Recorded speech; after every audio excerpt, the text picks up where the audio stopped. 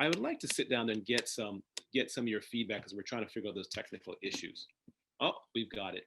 We've got it. Okay. Okay, so here we go. As I mentioned earlier, that we're talking about a differentiated service. And so what we will do first is just to do a quick poll. So at this time, we're just going to do some temperature check just to see that we are on side, and then we will integrate the poll results into our presentation. So let's move to our quick poll right now. What is this now?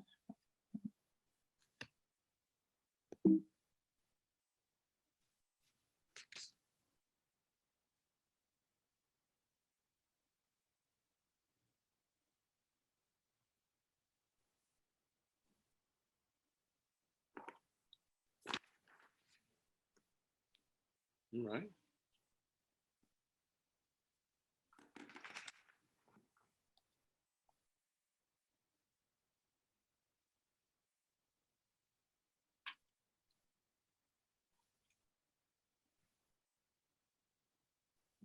Okay, so I'm taking a picture of our poll results. We're going to be ending the poll in a second here. And here we go. So we're ending our poll there. That's our result. And now we will get to the results at the end of our session. At that time, we will revisit the results. I am still not understanding why this deck is not moving. Murphy's Law always kicks in sometimes. That's okay. That's okay. It's page.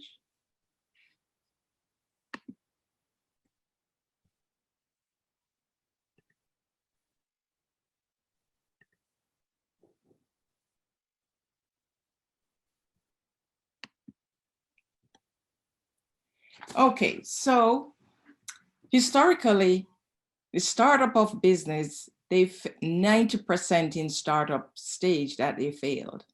And so this presents for us a fundamental problem is that in that many entrepreneurs approach their business, and there are many reasons for this to happen. But just for now, the stats you're looking at on the screen is that in the first year, 21.5% failed, second year, 30%, fifth year, 50%, and by the 10th year, 70%. So the first year is 21.5%.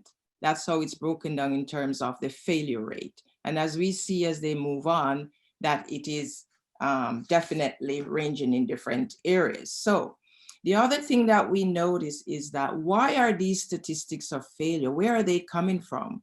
How can we really mitigate them? So the first thing is to understand where they're coming from. So a number of times, someone may enter the industry and not very experienced. They just like the idea, or it seemed easy, or it seemed like something that they have a passion for. But with no experience, that would certainly lead towards some inefficiencies along the way. Hiring inexperienced team, putting together a team that can't work really efficiently as a team, ignoring the high impact of service quality, the delivery, how you recover, failing to recognize the market has no need for your products or services because you're not staying on top of trends, ignoring what the customer wants, refusing to be flexible and adapting to changes in the customer experience, preferences, and trend. And so today, what we will be looking at is three main things, because we're not looking at service. The idea is to bring an awareness to you about the impact of service, not necessarily to tell you or to give you an idea of what your good customer service should look like. It is really to bring the awareness, and we will talk in our question and answers around how we can be alert in dealing with this particular area. So the first thing we're going to be doing today is that I'm going to be showing you the connection between service, excellence, sales opportunities, and business growth. Also, we'll be looking at demonstrating how consistent service excellence can build deep and lasting relationships that will generate loyalty and referrals. And thirdly, we will learn how best to pivot the business to stay relevant, current, and viable. So let's begin. Customers have choices. And in today's world, I am not telling you any secret with respect to the fact that we need to start thinking like a customer. Because as the customer has choices, they have a constellation of preferences that is in every aspect of life, whether it's physical, emotional, financial, or ethical. But at the end of the day, someone like yourself, think like a customer, you want warmth and competence. And you want that to be balanced in what you do. There may be a little here or there differences based upon the industry. What you want from your lawyer is different from what you want from your barber. What you want from your medical doctor is different from what you want from the patty shop guy.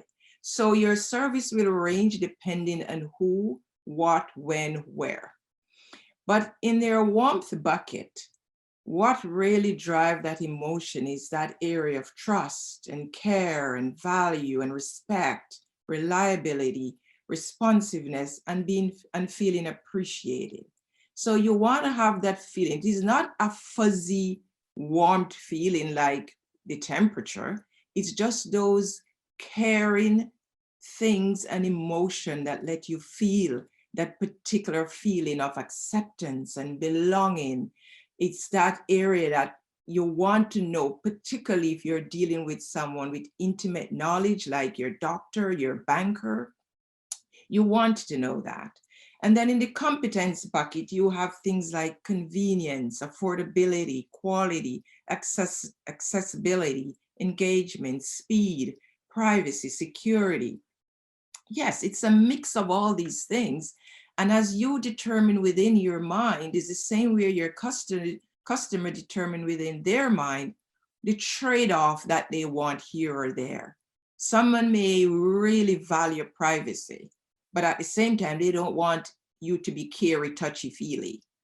And at the same time, you may have someone who really value respect and so forth. The engagement is of importance to them. So it's all about the customer expectations. And as I said, it's a constellation of preferences, and it can be very complex and it can be very simple. It all depends on the industry. But it's all about perspective as well. And sometimes we think that what really is happening is not what is true, but it doesn't matter. Perspective is everything. And so just to give you an idea, I know this is a funny example, and I'm pulling it from the real estate industry because a lot of people are in this real estate market now, which is booming, hot and fiery. So I'm using this sample and example for you to see. And when you are selling a house or buying a house, whichever area you're looking at it, but from this perspective, we're talking about the person who is selling the house. You see your house as this lovely, very inviting place. And then you ask yourself, what does your buyer see? Your buyer see, well, something is wrong with it. It's not good enough. There's always something to pick at. And then what does your lender see? Oh, it's going to be torn down in a second. I have to be careful how I lend you my money. And then you ask the appraiser what they see. Oh, it's never ever good enough. They're always trying to lowball you. And then you ask your tax collector, assessor, and then they see this mansion because they're coming after you. And then you ask your kids, and all they can see is this warm, beautiful garden that they want to go out and play in. Same house, different perspective, depending on the motive or the idea behind what each person has as their objective. So that's really to show you that perspective differ, even though the situation may be the very same. So as we move on then, let us look at a typical business, any business. Let's look at it through the lens of service excellence. You always have a vision. That's how you start your business. You have a vision, and you have to really put that in relation to the current environment and your reality check. What's your outlook? What's your value proposition? Did you do any research? What the review says? How do you digest that information? What about the industry? Did you do a macro scan? Are there opportunities for growth? What are the disruptors? Oh, what are the challenges coming? And the trends that have been just moving according to day to day, year to year. You are coming up with your vision. You have it, and now you want to put it into action. So you said, how do I plan? You're always trying to give what you have to someone else. That's your customer. Do you know your customer? What's the demographics? Is there a segment that you want to target? Do you want to look at their behavior? How do I position it to win? You need to think of your customer. So, okay, you're thinking of your customer, you're planning. Now you're setting your goals. Are these SMART goals? What do you really want to achieve? How do I differentiate myself? Am I being intentional about adding value or just copying somebody else's idea? What about my solution? How did I carve it out to make it a niche market or a generic market?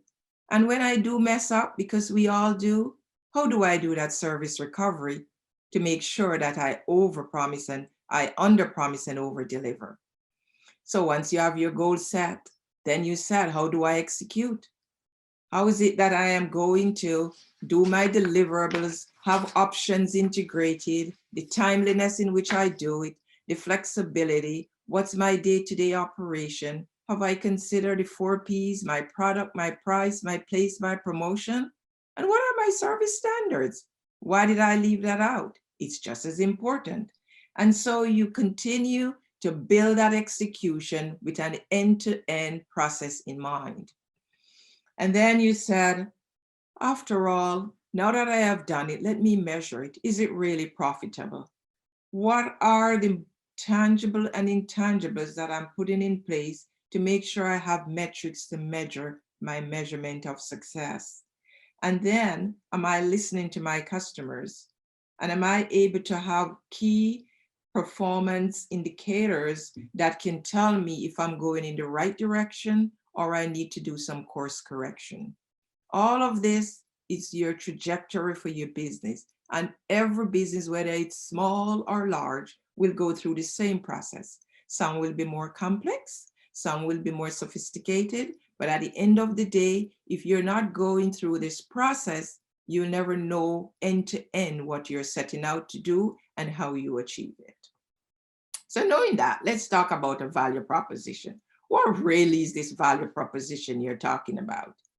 Every time a business starts, it's either trying to solve a problem, to deliver a value which is not either under-delivered or not yet delivered, or satisfying a customer need.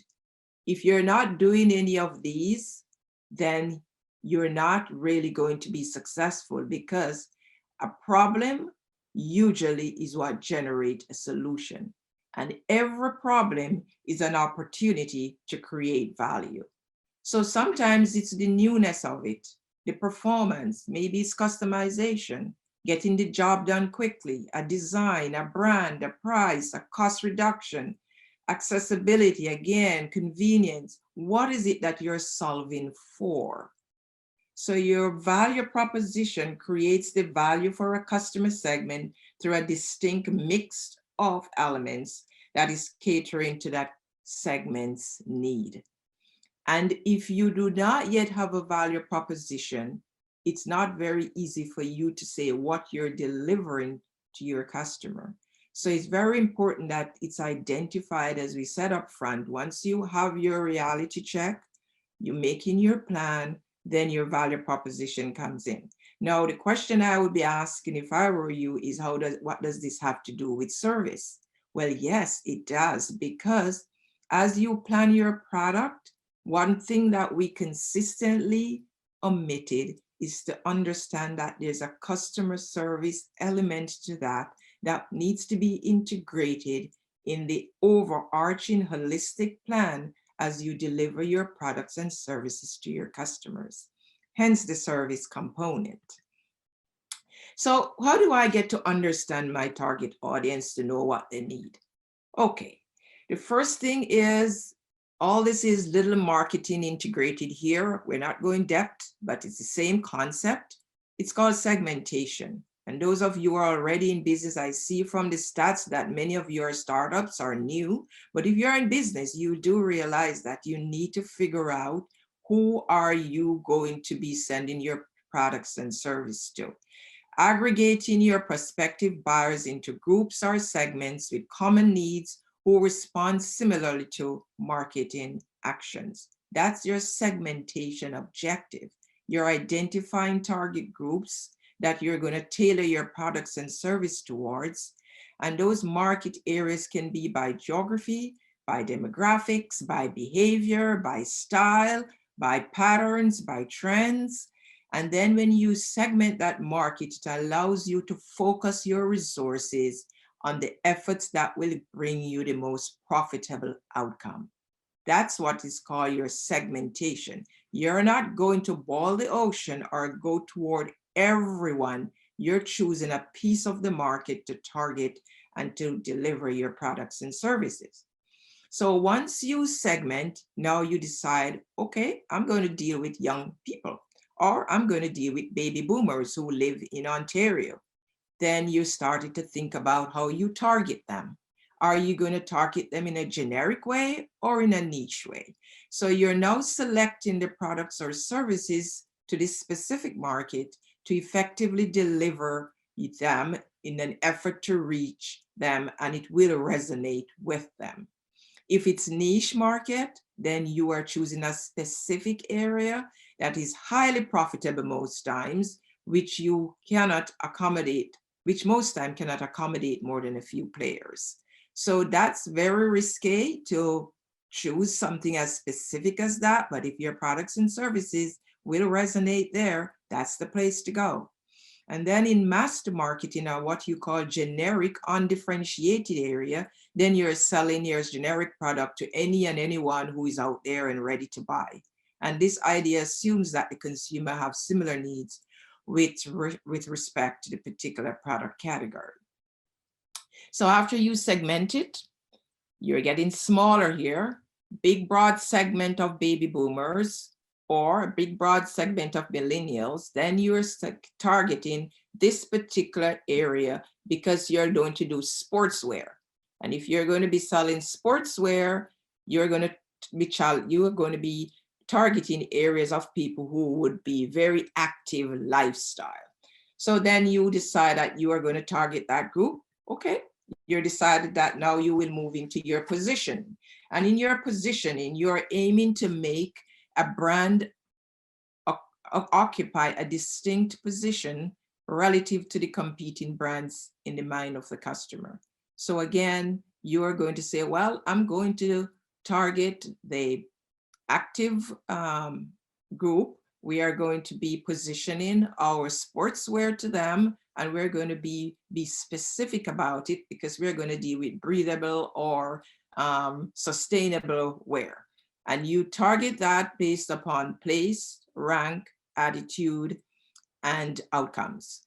So what place do you offer it in the market? How do you rank it? What are the attitudes of your customers? And must it be done to ensure the products or services deliver on the positioning selected? So you segment, you target, and you position. So now you have your products. And what you said, who's the audience I'm going to give this to in a generic, holistic way? So your product is there. You have your 4 Ps. You have your price determined. You have where you're going to advertise. You have the place where you're going to deliver or distribute. And now, who are these people I'm giving this to? Now it's the point for you to understand their deeper emotional needs. And so you can go whether by age or style or likes or pattern or family. You will go to these different people based on what you want to deliver to them and what they are receptive to accept. Today, the big, large companies do not have to do anything but use their data analytics to do this. As soon as you research something, the next minute in your email, you find that you're being targeted. Because all of this is being done with artificial intelligence and all the wonderful data and digitization that takes place in the background. But nonetheless, whether you're selling some patties or you're doing some shipping or you're a professional lawyer or dentist, whatever it is, you still need to understand what product are you offering and to whom are you offering it to and what segment is most profitable for you. How does service come into this? Again, that's the question. Service enters the equation because in all of what we're doing, we have to ensure that the customer is put at the center of what you do.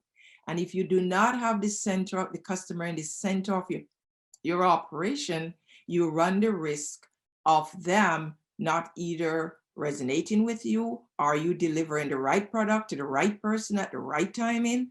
All of this is all about your service quality and how you go about understanding your customer and targeting your audience. So just to give you some stats again of what service excellence is all about, by definition, it refers to the ability to service as a service provider to consistently meet and exceed your customers' expectation. And service excellence across are catching customers' eyes everywhere. They're becoming more sophisticated, more informed, their preferences, they are very demanding. And so with the magnitude of globalization, customers' experience is being measured up against world-class organization. It's not now your typical guy down the street or across the street from you who is doing a better job. If it is speed that is important to the customer, they're comparing you to Amazon. If it's flexibility that they really value, they're comparing you to WestJet. If it is going to be something that is of importance to them because of globalization, they're no longer thinking that, oh, this is a little small operation here, they can't do this or that. No.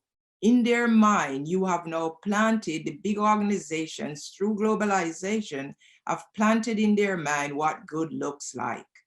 And they're coming after the small guy to do the same in their particular space. So it's a mindset that you're managing and not actually what you can and cannot do. And so as they go about comparing you, their perception and their perception with the actual delivered products and services to what they think are being influenced to believe it should be. And that's a tough act to follow. And so while customer quality should be consistent across all channels, knowing your customer is critical. And it's never a one size fit all. So it's a constant work. And that's why a lot of organizations who do not have the resources and they're smaller, they tend to shy away from this particular area because it is so pervasive, so ongoing, so burdensome to track and to remember and to do the permutation of all the different pieces. No wonder people shy away from it and just allow it to happen. But what we have known from research is that 72% of customers would share a good experience with 6 or more people. And in word of mouth, which is a very, very interesting one, 74% of consumers consider word of mouth as a key influencer in their purchase decisions. So it's maybe difficult for you or for the organization to focus their resources and time on service, but look at the damage that can be done when it's not done properly. And when it's not done properly, the harm that can be done to the organization, you have to both recapture that as well as find new business. So it's better to prevent it by upfront doing the right thing the right time. So what Forbes magazine once said is that, I mentioned this before, that poor customer service is costing the industry $75 billion a year. And that was up by 13 billion last report in 2016. Because digitization has changed the market space significantly. And expectations from the players just keep shifting. And some of the main reasons why customers are ceasing to do business with companies and many have diverse needs and different wants and preferences. Some of the key ones are that customers do not feel appreciated. Customers are not able to speak to a person, particularly now with so many call centers and different ways of really getting in touch with customers. They are complaining with, these are the top ones. They able to speak to a person who can provide them with answers. Customers' experience is rude and unhelpful. Customers are being passed around multiple times, and customers have to put on hold for unreasonable length of time. So some of these things are just unique to certain industry, but nonetheless, it shows that the customer has taken back their power. They are using it, they are wielding it, and it can cost you your business even if you have the most magnificent product. So in other words, take them seriously, because they are now really using their power, similar to the different movements that we see have moved on into our new stratosphere recently. Women are taking their power. Black Lives Matter taking their power. The police, the society are no longer to tolerate things that they have tolerated in the past. Is the same way the customer for your business is not prepared to tolerate things that they have done in the past. So when you look at your business from a service perspective, you ask yourself 3 questions. How do you define your business? And then you said, how does a prospect or a customer define your business? And then you ask again, how do you want the prospect or customer to define your business? If all 3 converge into one, beautiful. That's where you want to be. Because if you want the customer to see you in a particular light, that's how they see it, and that's how you defined it, then you're in a very, very good position, because that's what you want, providing that your original identity resonate and meet the needs of that customer. So it's always good to take a reality check of whether there are any divergence between all 3, and making sure that you bring it back into alignment or equilibrium when you depart from it. Now, there are many things that are going on in the minds of the customer as they define you or as you defined yourself. And so you have to consider these things, because there's constant evolution and pivoting and reinforcement. And so in your responsiveness, you have to consider the historic framework. A lot of the time in our industry, in the Black industry, the way in which we approach customer service is because of historically how we were treated or how things have happened in the past. Look about the power structure. Who is the dominant group that you're delivering to? What are the global assumptions about the type of products and services that you're giving? What are the institutional and generic perception of it? What are the influences from different groups or from other outliers? Are there stereotypes? Are there experiences or exposure that you need to evolve and change? What about intersectional identity? What does it look like? What is your negotiation style? Is it about clarity and highlighting your brand, or just hustling about dollars and cents? And what about the space? What do you reveal about what you want? How do you do that, and where do you do that? All of that comes into how the perception of your business identity is seen, and whether it is real or whether it is perception. You have to make sure that there's alignment to what your customer sees and what you want to project. So just to give you an example, let's look at this. For example, we have these major brands that sits around the world, and everybody has their favorite brand and they can speak to them. But what sets your business apart? You should always ask yourself that. What really sets you apart? What's your unique selling point that sets you apart? How do you differentiate yourself? What value are you delivering? What problems are you solving? What needs are you satisfying? How does your audience see you? And how do you make them feel? Think about a service industry, your personality, the tone, the tenor, the warmth, the care. What about the body language and the signals evidence in your vocal, visual, and verbal cues? What emotion are you triggering? How do people view you? Are you arrogant or are you confident? Are you someone who they can rely on, or are you always reneging on your promises? How is it you're seen and your business is seen? Because sometimes you are the business, particularly in areas of professional like lawyers, doctors, or any of the other massage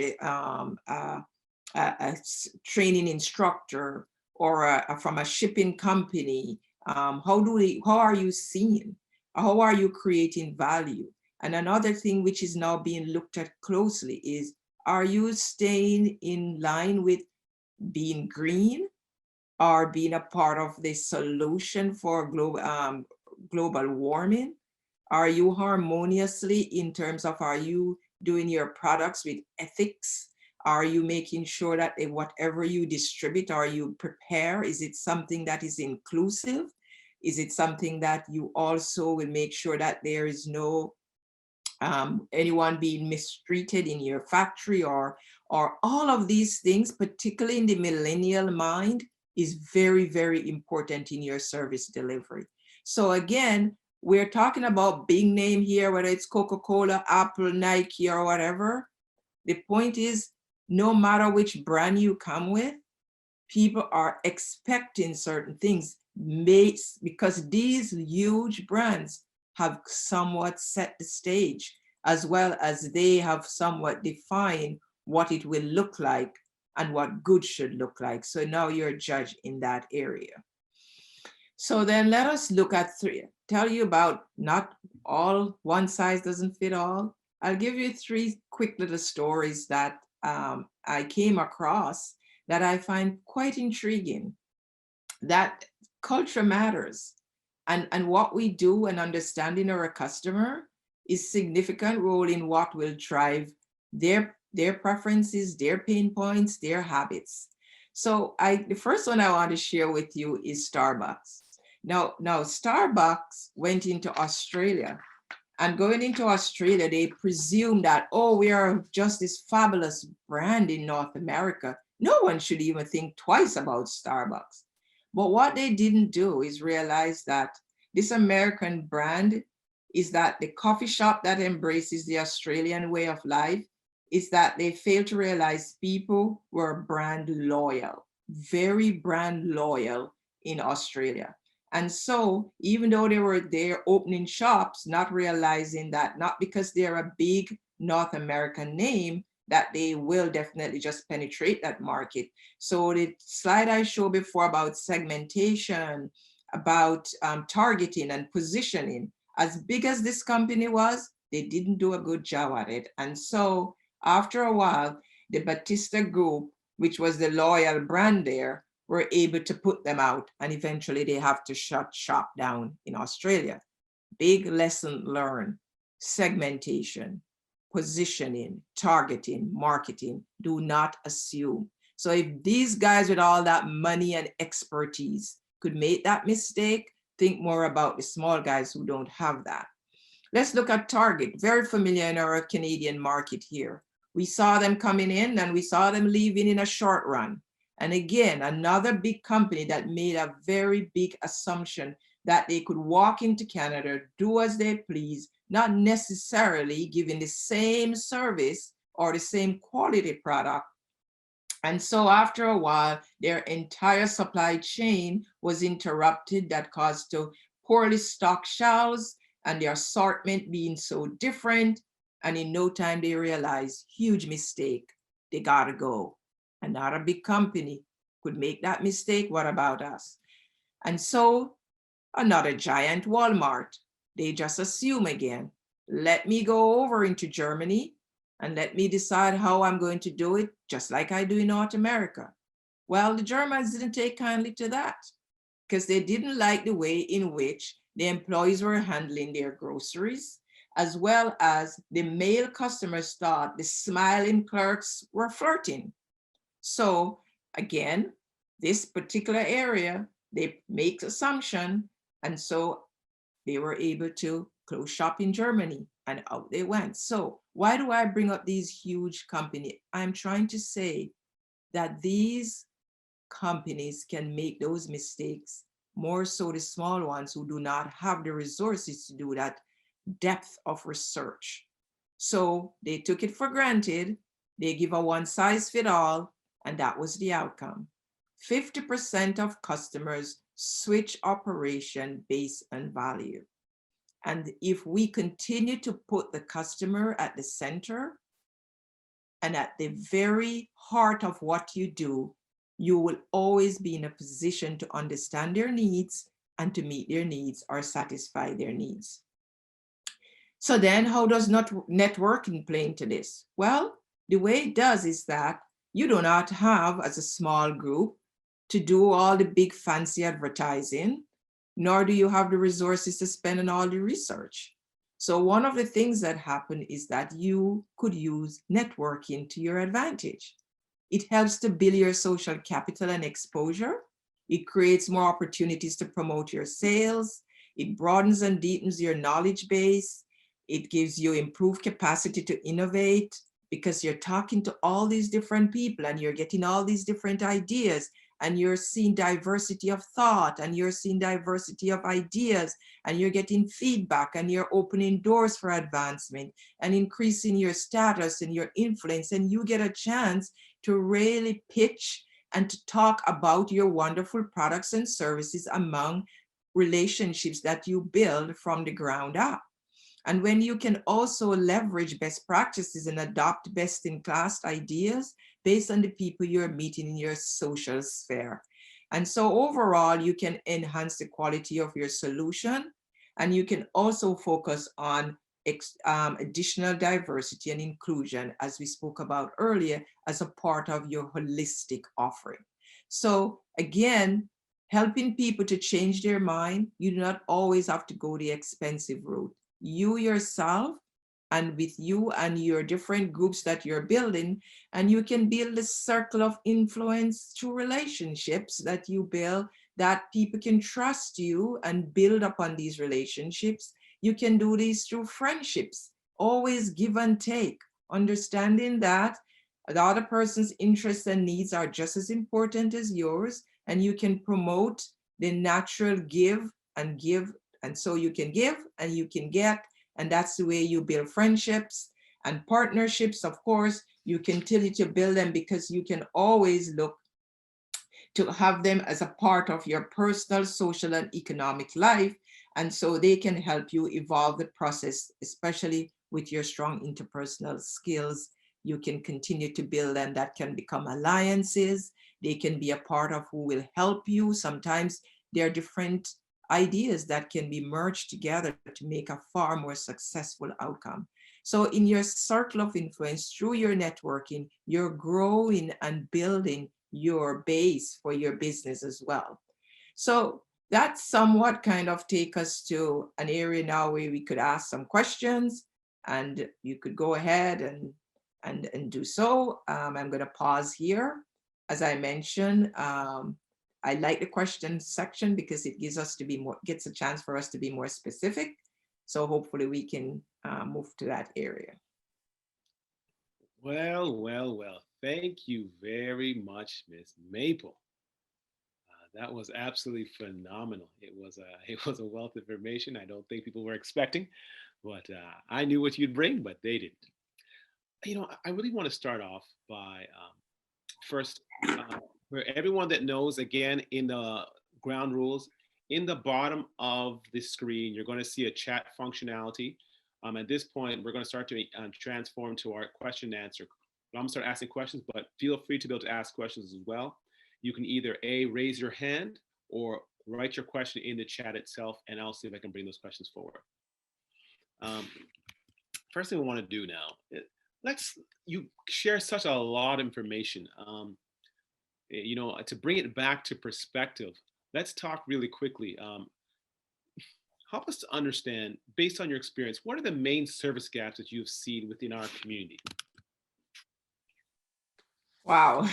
Yes, I must say that I have worked in many countries, And so through those interactions, I've been able to make comparisons.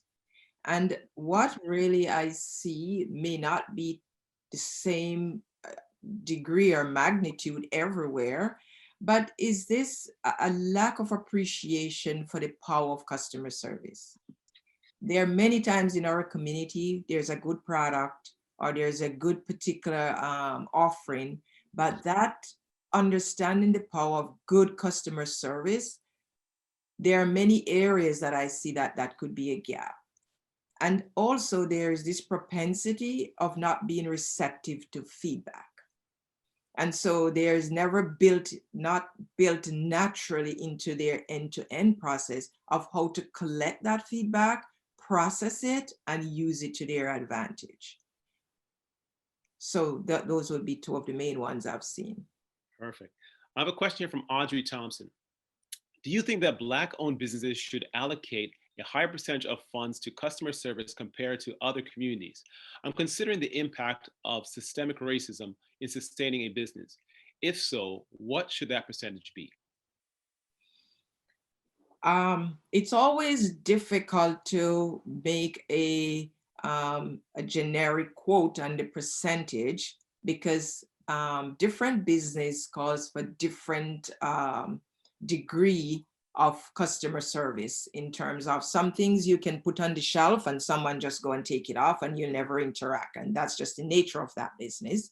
And there are other times when there is constant interaction. And so you have to come with your end game every time. However, I don't think it needs to be significantly different for customer service for Black business than any other business. It's just that we need to be aware that it matters, ensuring that it is built into your vision, and to ensure that as your business roll out and in the execution stage, it's an integral part of what will drive your sales. So for example, let's say you're in a shipping industry and you ship goods from Canada to the Caribbean. A good way to make sure that you stay on top of what's happening is even after the goods is delivered, you're calling to follow up. How did that go? Was there any obstacle along the way? What would you say I could do differently? Okay, then can you write a review? Like it's always a natural part of it, just like I am walking through an airport. This is big, humongous, big time Singapore airport where everybody, they have so much money and yet they take the time for you to get released as the customer, as the passenger from the airport. 5 little buttons come in front of you, the smiley face, the sad face, the medium face. And for you to be released from that gateway to go out, you have to press one. It's a natural part of their integration. So people naturally use airport, but why do they want to improve? There's no other airport for them to go to get to where they want to go. So it's almost like it was a given, but yet they take the time to want to know what you think and how you feel. So to answer the question again is to say, I don't think any particular percentage need to be identified. It needs to be integrated as you do your business plan and put it together, understand that service is important. And just like you're figuring out how you're going to get that truck to deliver the goods in your delivery service, you need to understand when that driver comes in, how he's dressed, how he addresses people, how all of that needs to be taken into consideration because of the service quality being an important and an integral part of your business trajectory. Perfect. Unfortunately, we're running out of business. We're running out of time. We only have 8 minutes left, but there's so many questions to go through. Just want to respond real quickly. There will be this presentation will be on the BBPA website. Will be posted at a later time. Over to you really quickly. I'm going to ask you a couple of questions in one because again of time. Yeah. You know what? How do business in our community overcome this challenge, and how do they overcome these obstacles to thrive and grow? And just to be specific, you're talking about a challenge of not taking customer service at the optimum seriousness that it's supposed to be. It's that. Yeah, assuming that none of Yeah. us here has been to a West Indian restaurant, and assuming that none of us has, there's clearly some challenges in diverse segments. How do they overcome? Well, it's a mindset, and it's a mindset. And what I would say to overcome this is to, let's say, for example, if you own that business, type of business, go do a mystery shop. Do a mystery shop, see what others are doing. Research other areas that are common to you to see what good looks like and what best practices are. And then, more than anything, the voice of the customer. Always tap into the voice of your customer. Big Nike company, I cannot forget the day when he was on 60 Minutes. And the question that was asked to Mark Parker was, how does Nike sustain itself over all these years being so profitable? And whenever the entire world leaned in to hear what Mark Parker was going to say, he said just simply, ask questions. That was it. That was the big, profound answer, because what he's saying is that if you do not hear from your customers, you will not know if you're satisfying. And at the very end, if you look at an iceberg, the top of it, which is a small piece, that's who complained. Below the water line is the huge piece of who left you and who is bad mouthing you. So if you do not ask questions and get into the psyche of who you want to serve, you'll never be able to make those changes. And don't be afraid to take the feedback, because one of the things in our community is that we are resistant to feedback, because historically there was not affirmation and all that kind of stuff. It's more critique, and people and your either it's parents or the community usually come at you from a more critical perspective. So taking feedback always evoke that type of feeling, but see feedback as opportunity, as ways in which you can change and add value. Perfect.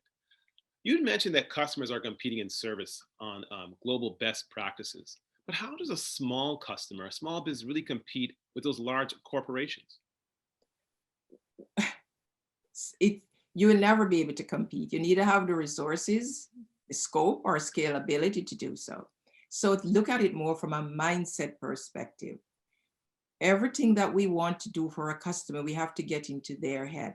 So because we know that, let's say in speed, the customer is comparing you to Amazon. You want to know that. It's not that you can compete with the speed of Amazon, but you want to know that. And so by knowing, you manage expectations. So when you're building your business model, that expectation you know in mind, you can either preempt, or you can get your customer to understand why you take 2 days for you to get X. What is the reason that for flexibility, you're not able to do this because your supply chain is shorter or it is a longer time? So you're constantly interacting with your customers so they understand your positioning, rather than just leaving them to make their assumptions and then go ahead and treat you accordingly. So it's a lack of communications, of lack of understanding. Is you see Yeah. one of the main challenges? I tell you, Miss Maple, this has been a phenomenal piece of information that was shared. I mean, shared some great insight. And the truth be told, I could at least ask you questions for another hour, maybe not an hour or two. But we've unfortunately run out of time today. And I really would like to thank you for coming on today. For those that came, we appreciate you coming and sharing time with us. I want to thank again Miss Maple Dorrington. I want to thank our sponsors, RBC, HSBC, and Donald Reed Estates. And and again, I want to also let you know what's going forward. This is part of the Level Up program. The Level Up program, really, what it is designed to do is to take business owners, specifically Black-led business owners, from the cradle to the grave. So to understand really what does it take to have a business thrive. We started off by talking about from an economic scan to understand what is the environment like. Then we talked about how do you structure business. Then we looked at considerations such as taxation and insurance and other aspects. And so we've got well halfway through, and then halfway through we stopped and pivoted, and we had engagement with you to understand what are the challenges you're facing. How do you get business? How do you get financing? How do you get approved for government loans? How do you get, what are the access to federal governments? As an organization, we've really made specific efforts to help you pivot so that you can thrive. We're going to the second half of this program, going through, this is a 13-week program, and we're going to be positioning ourselves to make you better. Um, BBPA has actually come up with launch programs. Some have actually provided grants, and others do another one. There's another program coming out called Beige, which is there to support you. We are there to support you. We thank you for coming out. We will continue to do so. Please continue coming forward. And as we going forward, as we're here to support and thrive. As we proceed forward, then as we're about to wrap up, this session is going up again. We'll be back here next Tuesday at same 2 o'clock, 2 to 3, and we'll be discussing other financial issues.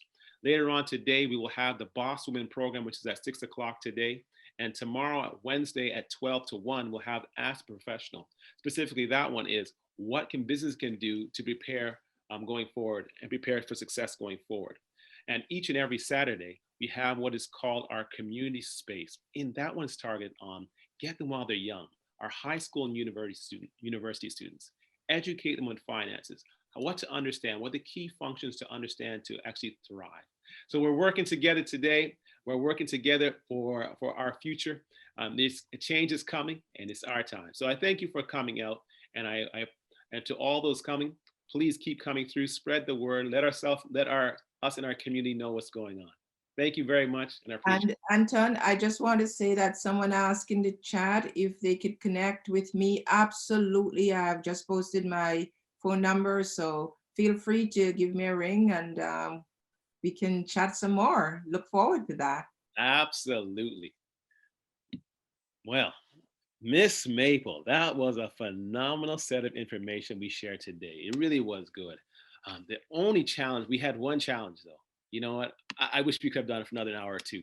I wish we had more time to actually sit down there and really, understand, because I think traditionally, the understanding or the perception of what customer service is really based upon we'll just say different methodologies. And I think you brought to light one of the major challenges we actually had and how it's being perceived. How do you say what is the biggest functionality of this new wave with the online, the Zoom realm has really affected our community? What would you say? Well, firstly, I must say that anyone today who do not understand that's the way of the future, then we're in big trouble. Yes, almost everything since the COVID and even prior to that, the banks were pushing people to go digital, and there was this pushback. But now just about everybody's understanding that the world is going in a digital direction, and even so more. So we first have to embrace that and understand that that's not going away. The next thing is to understand how can we actually start thinking in a different way, not only digitally, but in a diverse way. Because particularly if you want your business to grow and thrive, we need to stop thinking Black. Yes, there are some products and services that will resonate particularly with that, but we have to think we're living in Toronto, and sometimes our business is based here and sometimes around the world. And what a diverse community, and what opportunity it is to really penetrate that and get the breadth and depth of what that has to offer. We support other business, so we could open hours for them to support too. And a lot of people want to support our business. So I would say do not really compartmentalize ourselves into just Black business. Mm-hmm. Be very open and embracing to being virtual and digital. Be open to understand that diversity is important, as well as diversity is the same way we cry for people to be diverse towards us in acceptance. We need to be diverse as well in opening up ourselves to the different groups that live here. And I think in general, seek and find those best practices and continue to be innovative. I think particularly the Caribbean people, particularly, I don't know much about the different Black states like in Africa, but the Caribbean, I don't think anybody is more innovative than them. Mm-hmm. It's the most innovative. The things that I've seen my travels, oh my goodness. So I think we do have the propensity to be creative and innovative, and we should definitely take that to the next level. Love it. First of all, anyone's in the crowd now, the show's over, so feel free to take your mics off and let's have a conversation. You can take your mics off and come through. Yeah, you know what? Because that is one of the challenges. You know, sometimes it's perception that we can't, or that there's other challenges going forward that's actually inhibiting us. The point I actually loved, you brought in a few points that really stood out to me. Was one was really the example you brought with Amazon and service perception. And I also loved when you referenced specifically the three huge conglomerates, which was Walmart, And Target. and Target. I thought that was really example because again, um, oftentimes I've noticed that our community really hasn't taught the systems of success, and this based upon assumed knowledge. If you were to give feedback to a company starting up, what would be the fundamentals of what they should focus on? So usually a business is filling a gap. Yeah. You must at least know that there's a gap you're filling. Mhm. And most times what I find in my experience, especially when as a loan account manager, one of the things that I find when people, so adjudicating on credits and stuff, it's that people would bring in, they just see somebody doing a particular business, find it to be successful, and then suddenly they just want to go and do it. No, if you're feeling a need and you understand that what that need is and what it means to the customer, if you're going into the marketplace with the same need, you need to differentiate yourself. What difference are you going to make? What is it that how are you going to brand yourself differently? How do you want to be seen?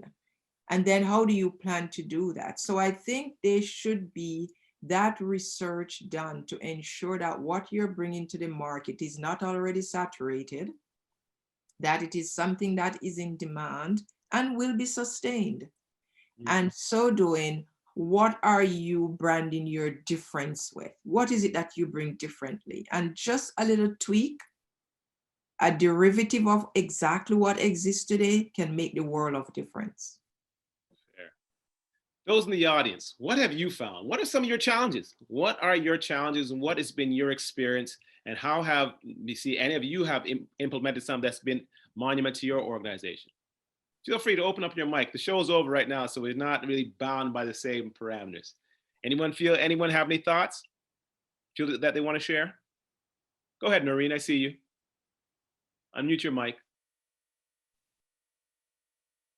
Uh-oh, you're still mute. There Oh, you there it is. It's working now. I just want to say thank you, Maple, for sharing that. That was awesome. I've gotten a lot of reminders and some tips moving forward. My question is that I have an existing business and I'm trying to branch it, but it's like a piggy bank between a younger age and an older age. I'm starting up a community hub for youth, and I'm setting it up in a way that's a little different when it comes to like it's their space. So it's a lot of the creativity comes from the students. My question is if I have an existing business, should I rebrand the whole thing or should I just stick to the business like as a whole and just continue to run from one stage to the next one? So it's just for me, just do I rebrand it or should I just continue and just add to it? The question I would ask here is, are they interrelated? So I'll tell you what my business shortly, like a little bit blip about my business. It's a maker space. So we do with all digital robotics, coding, and also we do life skills when it comes to developing younger kids, and then they transfer over to an older age, which is again more digital, the robotics, 3D printing, and so on. But now I'm partnering with other organizations and they want to create a community hub just for youth. So that's my sort of problem. Like I can't. So there are a lot to unpack there. However, if you use these as your fundamentals is whenever you're doing more than one, I would say, types of business, if you are intending to draw synergies from one or the other, it's usually to set it up in such a way that it's a suite of products and services. because you're going to be, one will feed the other. If they're totally unrelated, to brand them together, you may run into the problem of what you brand one as may not necessarily resonate with the other one. And so it brings confusion to your audience. So I would say, think about it. Are they interrelated? If they are interrelated and one is a horizontal, what you call a horizontal integration or vertical integration of the other, then sure, go ahead and have it as a suite of stuff so that you can draw synergy from one or the other. If they're totally unrelated and the audience is different, I would say you keep them separate. Perfect. Perfect. Time for maybe 2 more questions before we have to let Ms. Maple to go. 2 more thoughts, questions? Go ahead, Giselle. Hey, Giselle, how are you? Hi. I actually just went through that, Miss Maple. I was branding myself as a professional organizer, virtual organizer, but then I was also kind of trying to hold on to the pre-lockdown COVID brand because it's everywhere, right? I ran that business for 2 years before COVID hit. And so even though it made sense to me, when people would read it, they were like, wait a minute. So if you're not an organizer per se, like, are you coming into my home? Are you not? Is this completely virtual? Like, what's going on here? So it was challenging. And even as a declutter coach, I was like, oh, I guess I'm going to have to declutter part of my title, which was hard to let go of. But I was able to do that. And I did that because it streamlined the understanding for the client and it made sense. I find that here where I am now, like I'm spending a lot of time on Clubhouse, for those of you who are familiar with this new platform. And Clubhouse is really supporting me in finding out from a big audience at once, what they need. And there are so many people who are on the platform who are, creating these rooms with, search words so you can just go through what they call the hallway and find out what's popular and then speak to those issues. But going completely virtual was certainly a challenge for me.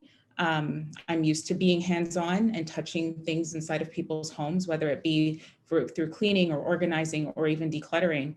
And so it's all about what you were saying earlier resonated. It's all about the client. It's all about the customer. It's all about what they need and making them the center of your focus, and if you have a team and your team doesn't quite know how to, kind of interact with your client base, then be about your team, give them everything, pour so much into them and let them then see you pouring into your clients and they'll follow suit.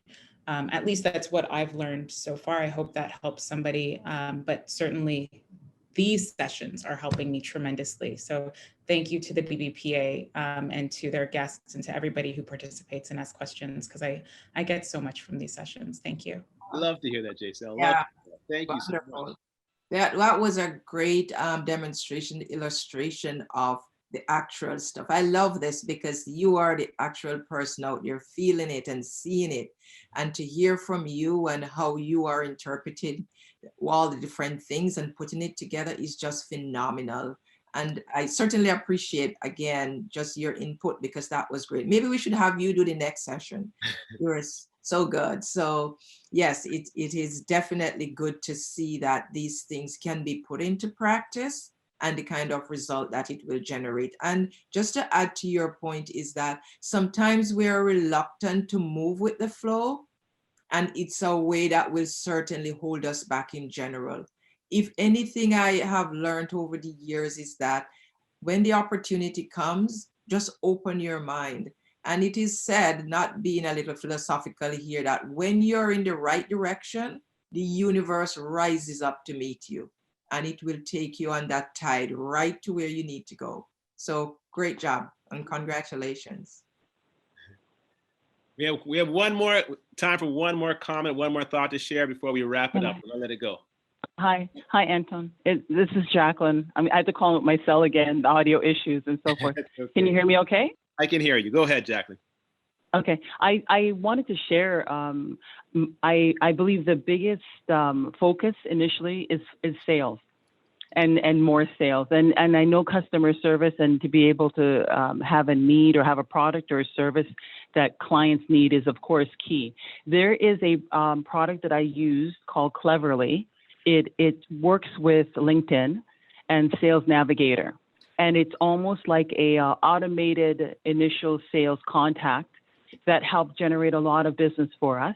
I would recommend, if people are a little bit shy to call people or to cold call people, that they can look that up. It's not expensive. It's not terribly expensive, and you can start the campaign and freeze it when you want to. Jacille that spoke earlier, her and I did the Noel's course together, so her and I, we are acquainted, and I hope she's still listening. But I would really highly recommend that people look at Cleverly as a component through LinkedIn, and it'll get a lot of businesses going, and then you can kind of just work on the back end as you see fit. Just wanted to share. Thank you. Fabulous, fabulous. Jacqueline, I thank you for that. I thank you, Jacelle. I thank you for Noreen. And I believe there's a few other comments going through, and everyone that came out to participate today. Again, we're on a journey. We're on a journey here. We're not near the end. We're halfway through this program. This program will continue to go and will evolve. You know, it's feedback like this that give us the understanding of what makes sense, what's the needs are, and give us some directional. Jacelle, you're right, man. You know, Clubhouse, I found a lot of fabulous information on there. It's been interesting. I haven't heard about Cleverly. I will look that up after this program as well to kind of understand. But that's exactly what we got to do. We got to bring our minds to stop working in silos, but working together as a corner group. And together we're going to get there. So for everyone that came out today, I thank you for it. I really appreciate your feedback. I ask you again to come out next week. We'll be here same time, same bat channel, same bat place. Next Tuesday again at 2 to 3. After that, which will be, again, we'll be continuing the programs through. And tomorrow, as mentioned, tomorrow we have the Ask a Professional at Wednesday at 12 o'clock, 12 to 1. Later on this evening, we have the Boss Women program at 6 o'clock. And don't forget, again, we're starting while they're young on the community space for high school and university students, teaching them the fundamentals of finance and how to get started. But with that, I thank you again. And to everyone else, have a good night. Miss Maple, you were phenomenal. Thank you so much.